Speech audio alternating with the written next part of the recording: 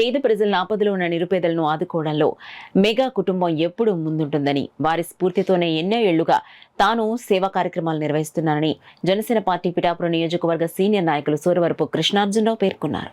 ఏలేరు వరద నీరు కారణంగా పిఠాపురం నియోజకవర్గంలో ఇబ్బంది పడుతున్న నిరుపేదలకు తానున్నానంటూ సూరవరపు కృష్ణార్జునరావు తన సొంత నిధులతో పలు సేవా కార్యక్రమాలు నిర్వహించారు.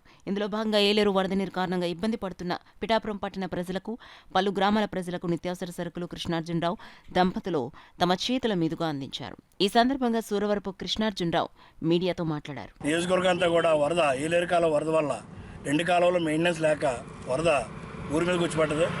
దీంట్లో చాలామంది రైతులు ఆల్రెడీ ఇబ్బంది పడుతున్నారు, అలా కుటుంబీకులు కూడా ఇబ్బంది పడుతున్నారు.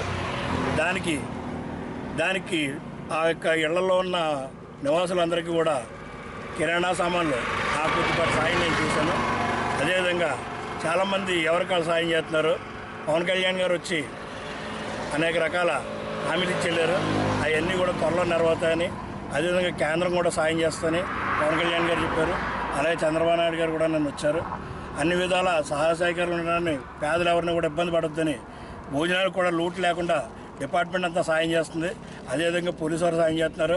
పత్రికా విలేకరులు అందరూ కూడా ఎక్కడికక్కడ మూల ఉన్న వాళ్ళందరినీ కూడా లోనకి వెళ్ళి వాళ్ళందరికీ భోజనాలు లేవని చెప్పగానే మేము ముందుగా అటెండ్ అయ్యి వాళ్ళ సహాయ సహకారం వల్ల అందరికీ భోజనం కూడా అందేటట్టు పాలు, టీలు, పాలు అన్నీ కూడా అందజేస్తున్నాం.